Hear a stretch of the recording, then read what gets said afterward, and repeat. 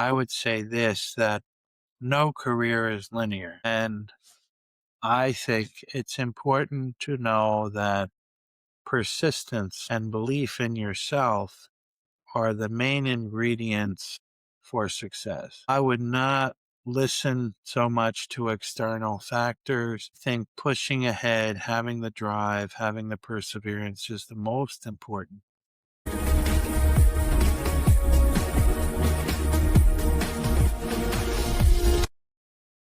Welcome back to the AI Edge podcast, where we sit down with the commercial real estate and capital market leaders who are helping investors and operators create real freedom, grow wealth, and build durable ownership in the real world, not just on a spreadsheet.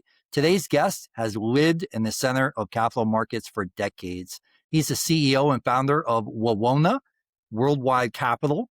He has originated and closed over $20 billion in corporate project and commercial real estate financing.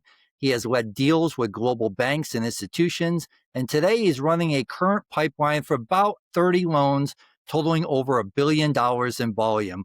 Bilingual in Spanish and English, with a background that runs from manufacturers, Hanover and Citibank, to Prudential Securities, Deutsche Bank, private equity and investment banking, and now his own platform. Mike, welcome to the show. Thank you for having me. It's a pleasure to be here. Excellent. Excellent. We're honored to have you here, Mike. So when someone asks you in real life what you do, how would you usually answer that? I usually tell them that we arrange commercial mortgages or commercial loans. In other words, we're a commercial broker. We have correspondent lending relationships with a number of firms where we can close in our own name, but we don't really invest in commercial real estate as a firm. Our former Wall Streeters, so we invest in the market in publicly traded securities. Incredible. Incredible. So how did you land on that as your answer with all these years of financing commercial real estate? It's very interesting. In the post-period 9/11, when Deutsche laid everyone off in our division, our project finance division, just before 9/11, we were doing project and structured finance in Latin America. And so we did, gas pipelines from Argentina to Chile, gas pipelines from Argentina to Brazil, power plants in Argentina, oil fields in Brazil, the main central pipeline in Colombia, South America. When Deutsche laid everyone off, I started a fund of hedge funds with my wife, who ran it for 7.5 years. I raised capital for it from Argentina, Chile, and Taiwan. And then I got bored. The phone was ringing off the hook for commercial real estate loans and commercial loans. So I decided to get into that field. And today we've been in this business since October 3rd, 2003. So roughly 22 years this October. That's absolutely amazing. Incredible. So take us back a bit. How did you first get into financing capital markets, and what were one or two experiences that shaped how you operate today, whether that was in Latin America, project finance, or your early banking days? Thank you. Well, it's very interesting. After undergraduate at the University of Scranton, I did a Fulbright scholarship in Lima, Peru. And it was there that I interned with the water company Setapal and reviewed their master plan and gave them a mini plan on what to do with the water supply during the 82-83 period. Afterwards, I started law school at Georgetown University, and I completed a semester, and then I said, I really don't like the law, so I got a sabbatical for a year, and I wound up at the Inter-American Development Bank. They needed someone to go to El Salvador during the Civil War in 1984, basically look at the water supply of San Salvador. And during that time, we used the Salvadoran Air Force to overfly the region to make sure that the lakes and rivers the water company had outlined were really there. El Salvador suffers from two major fault lines that run through the middle of the country. The country was at the time 90% dependent on groundwater, and that gave us impetus to study surface water supplies. The problem with the lakes in El Salvador is they contain high content of arsenic and boron, so they're very difficult to treat.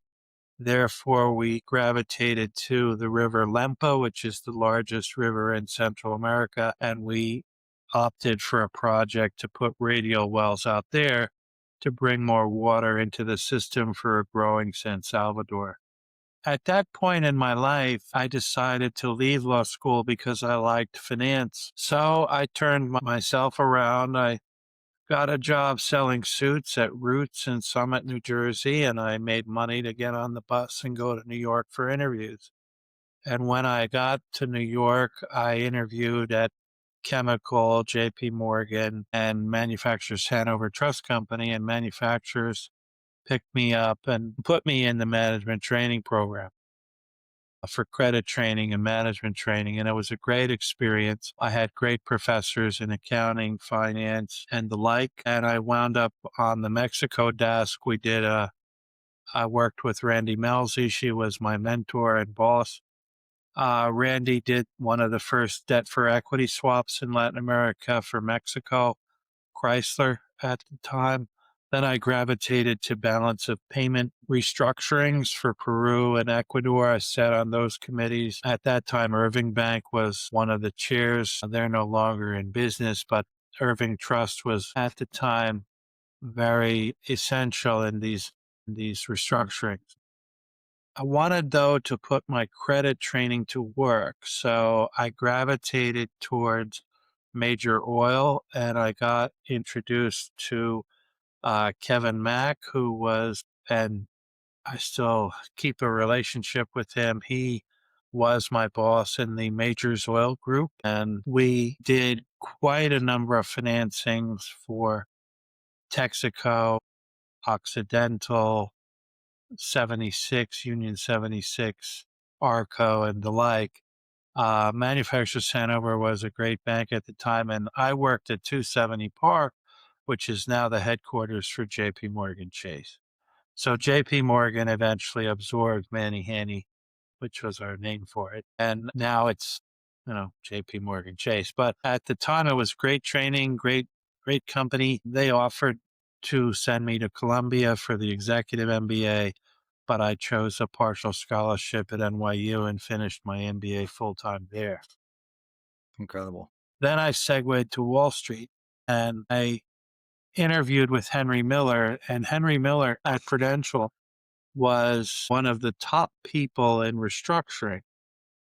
During my time at NYU, I published a case with Ed Altman, the chairman of the finance department, on the bankruptcy of Wheeling Pittsburgh, using Altman's Z-score to figure out whether it was highly probable that Wheeling would have went into bankruptcy at the time. And in fact, the Z-score would have indicated that Wheeling Pitt was going to go into bankruptcy. And I did all the valuation work on the company. Altman had challenged the class to write a case that would eventually be published, and I got the nod.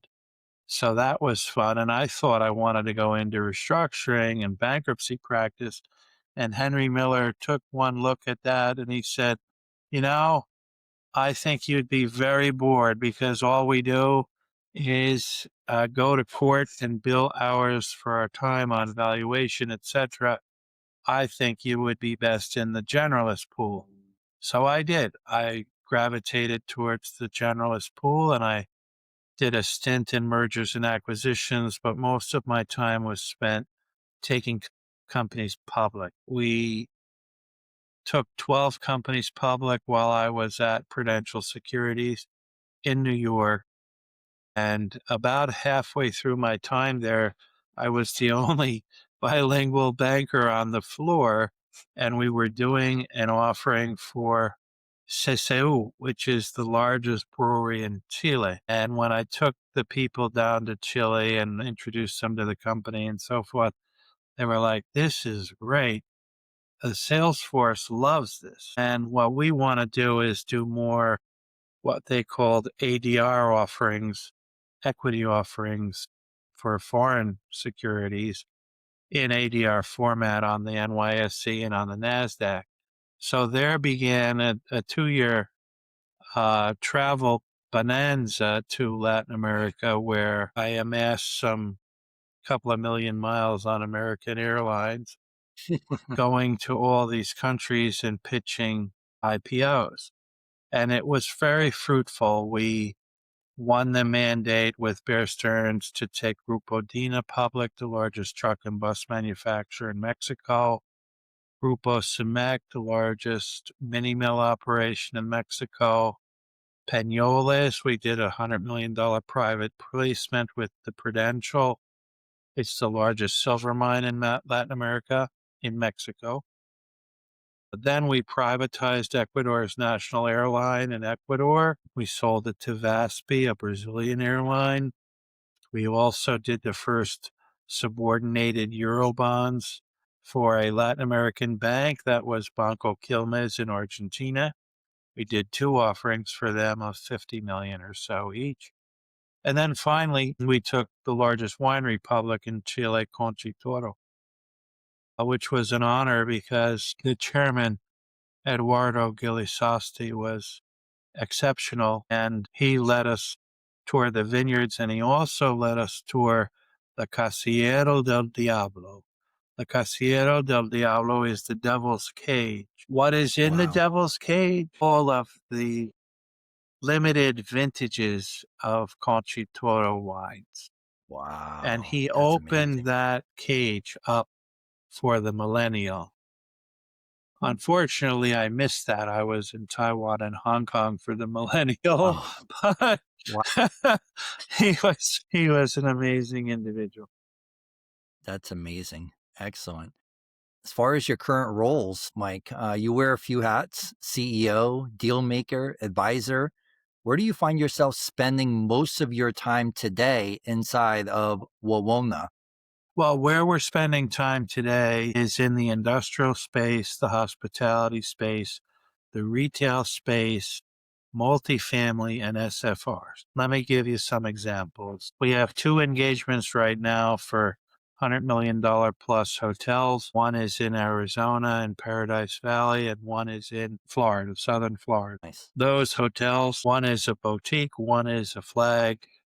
I'm not sure if you know the difference, but basically a flag is like a Hyatt or a Marriott or a Hilton. Sure. Sure. Unflagged is boutique, particularly under 100 rooms. So we are actively in discussions with certain money center banks about those deals, and we expect to have some closings in the first quarter in that regard.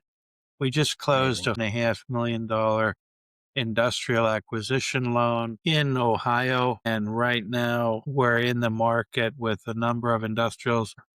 Bread and butter today, I have to say, is ground up construction. We're doing medical offices in Brooklyn, mixed uses in Brooklyn, daycares in Brooklyn. We're also doing deals in Dallas where we have a number of office buildings that, believe it or not, people are acquiring and turning around.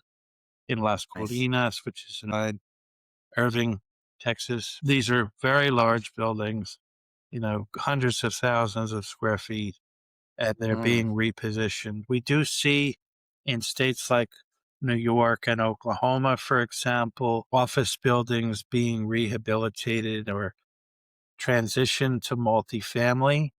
That sure. I've is seen that an also. area we're very keen on. Some hotels, even in Florida, are being transitioned to multifamily. So we see Wow. a range of things. My favorite project right now is in Texas. It's a development of 90 single family residences, and we Mm. just got a term sheet for that last week. That builder was super happy. So I know we were in the market for that for couple of months, but now it's coming to fruition. Oh, that's fantastic. Excellent. We've noticed that also where a lot of office buildings are being repurposed. Yes. After COVID, the pandemic, people and businesses have noticed that the work that can be done in an office could be done at home. So a lot of Correct. people are remote. Believe it or not, we've been remote for 22 years. This will Incredible. be our third year of being remote, and all our staff is remote. We don't have any Amazing. physical office anywhere. It's just not That's in, necessary. it's not The necessary anymore, wonderful right? Where are thing, you located, Mike? sorry, Where are you located? the firm is headquartered in Sheridan, Wyoming, but I'm physically in Connecticut. No way. We have, I'm in Connecticut. oh, good. We have staff in Los Angeles, Miami, Orlando, Dallas, Long Island, and New York City, and Baltimore. Incredible. We Incredible. just got someone in Baltimore. Amazing. Very talented lady who was the assistant attorney general. Incredible. So, what parts of the business live and die based on your decisions and your judgment right now? Is it leadership relations, or is it structuring or credit or something else? The way we've structured the business is myself and my wife Judy pretty much handle all the execution. So our team is like a funnel. The team members bring us deals and they originate and we execute and close. Everyone Amazing. gets paid at closing. There are no salaries in commercial, unfortunately, not even for That's right. ourselves. So we have to always be closing. Of course.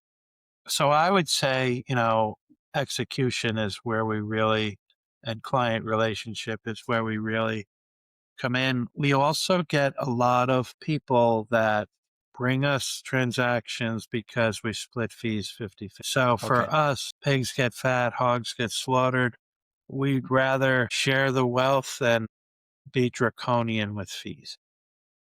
Amazing. Yeah, absolutely. I totally agree. Looking at the next 6 to 12 months, Mike, what are your top 2 to 3 goals for Wawona Worldwide Capital and your pipeline?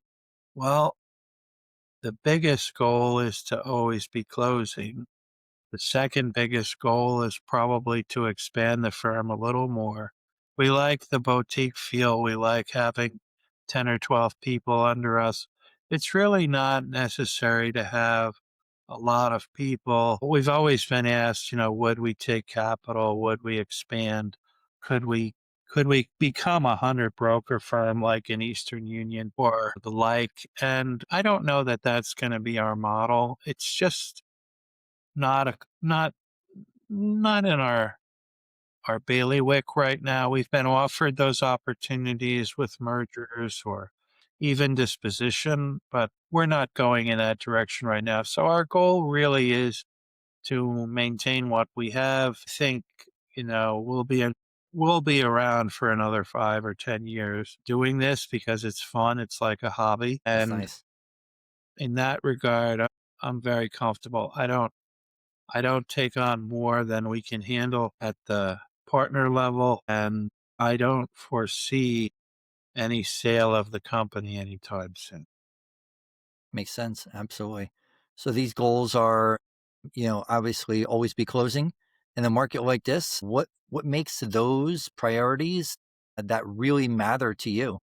Well, I think clients are everything, especially to have a relationship and repeat client business. That's probably our biggest goal. We would like to have more relationships with more clients, certainly, but we don't buy leads. We don't pay for leads. Eschew that. We don't like that. Uh, what usually comes in every day are 5 or 6 people calling us with business transactions, and we try to Amazing. weed through the chaff and see what really has legs. This is a market where people really are more impressed with liquidity and net worth, like 15 to 20% liquidity of the loan amount and a net worth equal to the asset they're trying to finance. If we don't see that, then we really move to other deals with other clients, but we're always humble and gracious. We never turn anyone away. Excellent. that we couldn't help, or to give a piece of advice for them in the future. And usually that goes a long way. They come back when they're ready. So the door is wide open for whatever opportunity. We look at everything and we weed out as we go. That's beautiful. Mike, I've always said, being in commercial real estate, we're not in really the real estate business, we're in the relationship business. Yes. It's about building those relationships. Yes. We're not as much transactional as we are relationship driven. And we spend a lot of time with people. We do a lot of, if you will, pro bono work with people, whether they're brokers, other brokers that need guidance. So many people come to us. I'm mentoring students at the University of Scranton right now. My high school Incredible. came to me last week and said, look, could you do a speech on career path next March? And I agreed. So we try to give back where we can.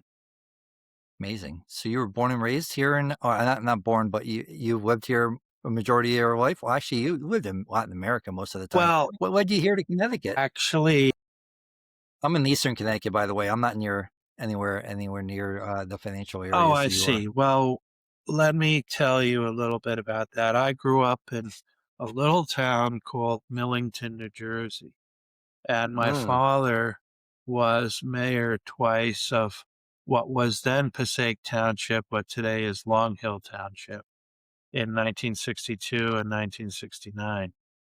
So, um, my father was in finance at GMAC, General Motors Acceptance Corporation, for 20 years, and he didn't anticipate I would go into finance, but I gravitated towards it in college. And then, as I mentioned, the El Salvador experience was critical to my eventually finding my love, which was finance, because I was doing net present value analysis and IRR analysis in the 80s on what would become the plan for San Salvador's water supply. My love for finance kind of came about that way. In the meantime, I spent probably, oh, 20 or 30 years in New Jersey while I was traveling around Latin America. And then I moved to New York City for the training program at Manny. I met my wife and we got married at St. Pat's. It was beautiful. Uh, amazing. I spent 10 or 12 years in the city raising my first son. And then we moved to Argentina. When we came back, we sold everything and went to Connecticut. So we've That's been in incredible. Connecticut. We started in North Stamford. We lived there for 20 years. And now we're in Newtown, which is, Okay. we've been here 5 years. Amazing. Amazing. Excellent. Newtown I'm is over a in the, really nice place. it's nice. Sit with colleagues on the Economic Development Commission, and we're trying to foment more business in town. That's beautiful. I have a very good friend. He has season tickets to the Yukon football games and Yukon basketball game. He lives over near you. He's in Seymour, which isn't too far from where you are. Correct. Waterbury, Danbury, Bristol, all that area. Beautiful area Yeah, down there. I love it. we're closer to Danbury and Bethel, Okay. but we're Yep. in Beautiful. technically Western Connecticut. Excellent. Excellent.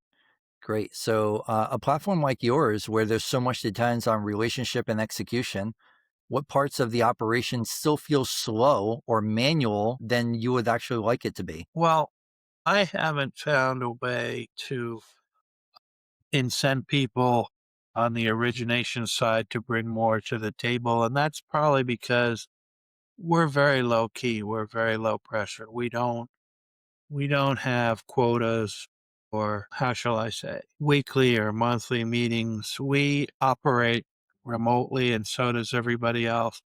And everybody else on the origination side might have a main gig where they're working 9 to 5, and this is part time, and we have no pressure. We don't mind that.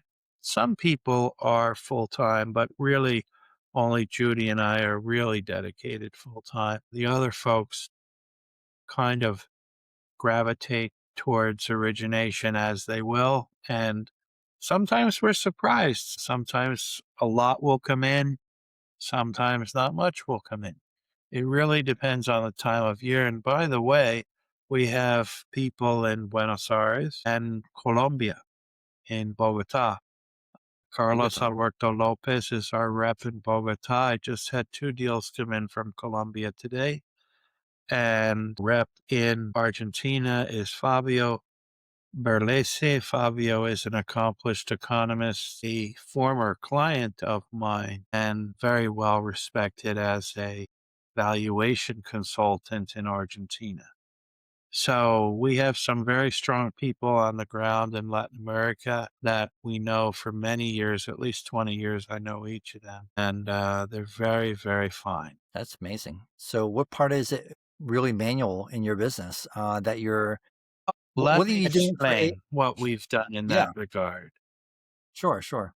We used to do everything by hand. In other words, Yeah, absolutely. we would do our information memorandums in PowerPoint. We would do memos in Excel. We would, in Word. We would do cold calling. We would do emailing one by one over the period for whatever deal we were working on. And usually my wife would complain, everything's in your head and we don't have anything written down.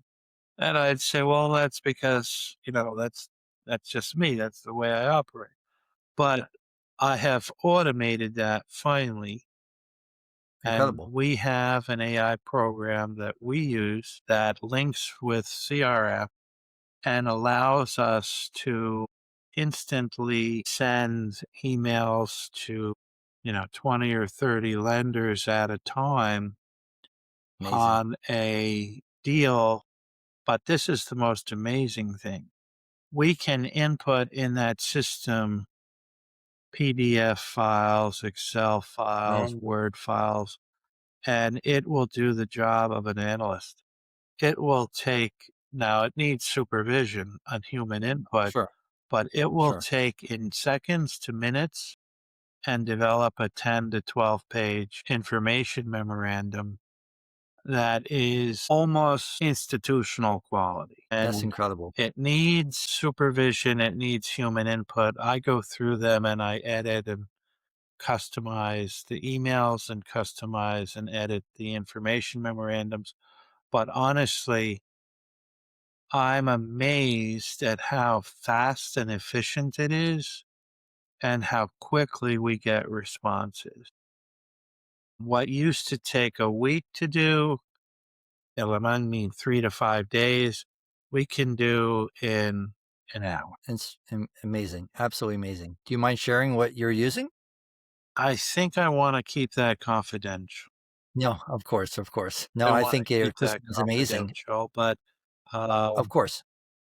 if well, let's leave that at that. No, no, absolutely. Absolutely. I mean, it took us to make our OMs in the past when we were have our offering Yes, memorandums a week. I don't know. I mean, to gather all the information, to gather all the the financials, paper chase. Yes, it was incredible, right? Incredible. And then all the demographics that we had to do the research on and everything that we needed in order to really perform and to execute to the highest level. Our offer memorandums would take our team weeks, but now, like you're saying, there's systems out there that can just knock this out within minutes. It's incredible. absolutely. And it How didn't. about as far as underwriting? Do you underwrite with AI, or have you ever tried anything as far as underwriting? Any type of automations? No, I think, I mean, the program technically does some Okay, underwriting in as much as it's calculating debt yields and debt service coverage ratios and amazing, loan to value, loan to cost, primary loan, secondary loan, acquisition, refinance, ground up.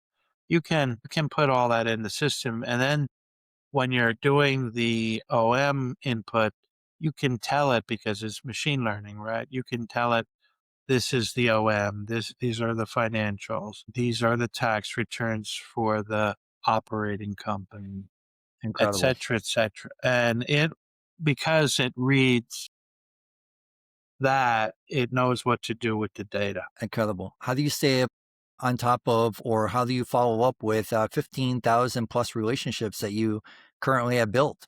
Well, I think that we try to stay current with it, which is with as many as possible. It's not, I mean, maybe during the course of the year, I would say half of those are spoken to, so 7,500 or so. And of those, maybe 300 Mm, people like that makes sense. Goldman, Blue Owl, Of course. Peregrine, Mm, Canyon. These names are very active with us. But excellent. could we have more relationships and somewhat better relationships with some firms, meaning tighter relationships? I'd say there's always room for it. Of course. Of course. As far as your back office workflow or your document flow or your compliance, are you using AI with any of those types of That's a systems? good question. We've been approached by a number of firms to Sure. do Sure. that work for us. With regard to compliance, we've Mm, worked with Kelly Dry and Warren in New York for many years. Our partner is Joel Rublin. He's a tremendous securities attorney. We don't do anything with securities, but we always make sure that wherever we are, commercial loans are appropriate. absolutely. Where we might need license, like California, we have other relationships. For example, certain firms where they've invited us to do their large balance commercial and we partake, and they have the California license, so everything goes through their firm that we work with for their firm, but they know we have the expertise to deliver on the engagement, so we're engaged. Excellent. Excellent. If I were to wave a magic wand and some of those areas that you talked about, right, was 2 times faster or smoother in the next 90 days, what would actually change in your world? Would you have more deals closed, better terms, more time back, something else? I have to say that given the volatility in the marketplace, and we can discuss that in further detail, it's been a little slow getting clients to sign the term sheets that we get to actually go forward on transactions. We we've noticed that, since the onset of the new administration in Washington, things have become, if you will, more volatile. The tariff policy has influenced not only the global markets, but the micro markets. We have certain tenants that have been affected in different assets that we're trying to finance because of the global situation. And that has led to postponement of certain operations and certain deals. So I would say that it's been a difficult market April to now, but the good news is we're seeing more activity in November, December than we did in the third quarter. So the third Amazing. quarter was relatively flat, which enabled us to travel and go to the pool and such. But the fourth quarter has picked up dramatically, and I expect that to change. What could we do more efficiently and better? I think the answer is probably we could improve on origination in terms of quality of relationship, quality of client. That would be my biggest wish for the new year, is that some of the clients that have come to us in the fourth quarter are top notch. We had some of those clients last year in a different genre, but it seems like we're getting into more of a quality situation as we go. It's a challenge when you don't have the big name over the door. Now, when you're at Deutsche or Prudential, it's one thing. When you're in a boutique, it's another, but we punch above our weight. So hopefully that'll resonate in the market and we'll see more of the type of clientele that we have this quarter. Amazing. Amazing, Mike. So when you look at your business and ask, are we winning right now? What numbers tell you that? This is a good question, right? So some of the examples is deals in the pipeline, or number of qualified loan requests per month, or conversations of term sheet to closing, Sure. or total volume closed per quarter, or time of the first conversion to funding. Well, What would you I think have your two comments on that, and then I'll segue to answer your question. The absolutely? first comment is commercial is the wild, wild west. It really And is. the second comment is this is a marathon paper chase. So, what am I saying? With regard to the wild, wild west, the due diligence and level of due diligence, and you probably studied Tricor and others, the level of due diligence right now is much greater in commercial than it ever was. That is because of the private credit market and what's happening there. But it's also been my experience for the last 22 years. The level of due diligence we do is much greater than what we were doing at a Deutsche Bank or a Prudential per se, because of the different type of client we see in commercial. It's not ExxonMobil, it's not Unical, it's not, Occidental. These are mom and pops, these are single entrepreneurs. Occasionally they have clients have come to us with 2 billion under management or 4.5 billion under management. Well, that's a plus plus client. But to get those kinds of clients has has now become more routine, but in the past, that would have been highly unusual unless you were at Deutsche or Prudential or the like. So the wild, wild west just means much more due diligence, much more higher standard of care. The paper chase is a perennial problem. Mm, You're only as good as the client's ability to deliver the paperwork. And no matter how many times I say that, it is inevitable that things stretch out for months at a time all the time. or weeks at a time. And that can frustrate a lot of people. We just view it as par for the course. It's the nature of the beast. And we've been in Mm, this business long enough to know that that's routine. But it can be frustrating for newcomers. So I hope that gives you a little bit yeah. of an No, answer. that's fantastic. Do you have a rough target or ranges in your mind Oh, for I think when we have our pipeline, yeah, we go out to pitch. I would say our closing rate is 10 to 20%. We try to be 20%. So if excellent. we have 10 leads, and when I mean pipeline, these are most of them are signed engagements. What we've done lately is because we do a lot of early work on things, we don't really sign engagements in the past until we have soft terms or conditions. But I think with regard to going forward and certain clients, we're going to get signed up in the beginning a little more earlier because that was one of our weak points in the past. I Makes sense. feel that if people value your time and your effort, they're going to sign early on. They're serious. We try to get exclusives. Oftentimes, people are reticent to do so, but then other times it's de rigueur. I'll give you an example. We're doing a very interesting financing for a spice and nut company in the west coast of US.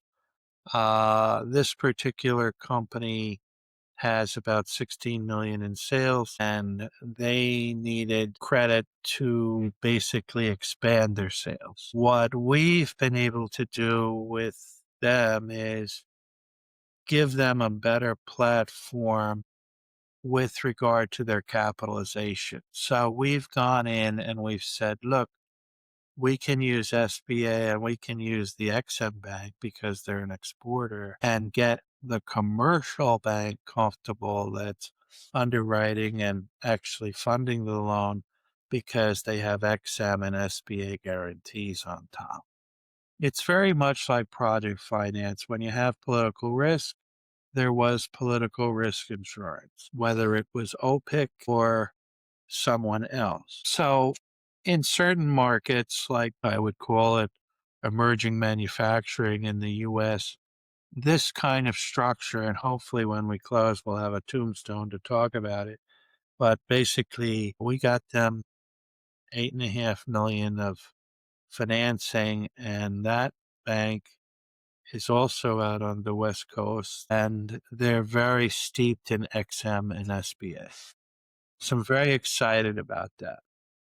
That's amazing. They had thought originally they were going to go to a factor and factor receivables. But the problem with that was that they would give up control of their clients' remuneration in that regard. In other words, when you factor, the money comes into the factor, and then after the debt is paid, the remainder goes to you. The client sees who the factor is and who they're paying, and it's not the company that is selling, and the company is worried about that relationship. So we went through 2 or 3 iterations with factoring, and eventually that was struck down as an alternative because of the lack of control of the receivable. So that's an interesting thing. This structure with SBA and XM ameliorates that to a great extent. Incredible. Incredible. So if nothing changed with these slower, more manual areas in the next 12 months, Mike, what do you think that would cost to you and your business? Well, I think we're lean and mean. In other words, we don't Nice, we nice. don't worry too much about time, if you will. Time, Sure, sure. it's a like corporate finance is one thing where you have a timeline of 60 to 90 days. Project finance takes years. For example, Mm, the sure. Petrobras mandate I described earlier of 2.5 billion with Deutsche Bank. 2 years I marketed the company to get the Wow. engagement, just the engagement. And then it took another year to close. So that's a 3 year time. Now Three we years. come to real estate. Real estate, in terms of timeline, probably takes, in the best case, 15 to 25 days, in the very best of cases. But Mm, in the normal case of normal course of business, you're really looking at 30, 60, 90 days. Why? Because you're chasing paper. You're trying to get the tax returns, the personal financial statement. The appraisal takes 2 or 3 weeks.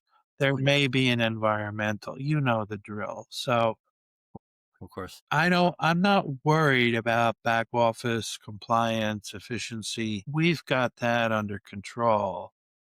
Nice. I'm more concerned about whether our originators can focus and originate well next year. That's my biggest concern. But frankly, the way we go, enough is coming in from outside that I have really little concern. Excellent. Excellent, Mike. Let's fast forward 12 months. You and I are on a Zoom call again, and we're high fiving because it's been a breakout year for you and Wawona. So, what would have happened for us to say this has been one of the best years of my career in terms of transactions, platform, or personal freedom? Well, at the big banks, there were years where remuneration was 750,000 to over $1 million. Have we done that at this firm? We were close last year.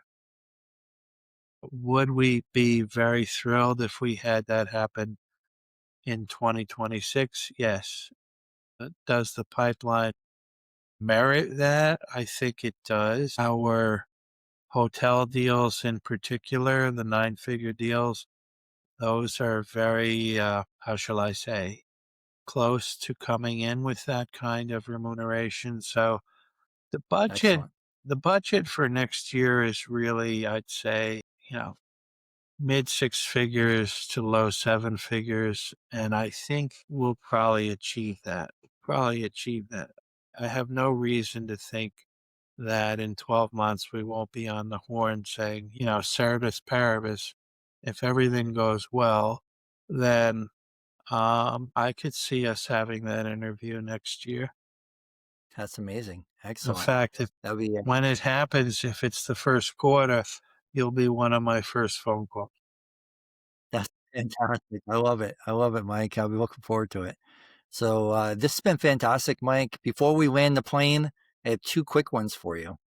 So if you can give one piece of advice to a commercial real estate owner, developer, or capital markets professional who wants to navigate the next 5 years and come out stronger, what would you tell them? Well, having been laid off twice in my career and narrowly missed a third one, I would say this, that no career is linear. And I think it's important to know that persistence and belief in yourself are the main ingredients for success. I would not listen so much to external factors. Think pushing ahead, having the drive, having the perseverance is the most important.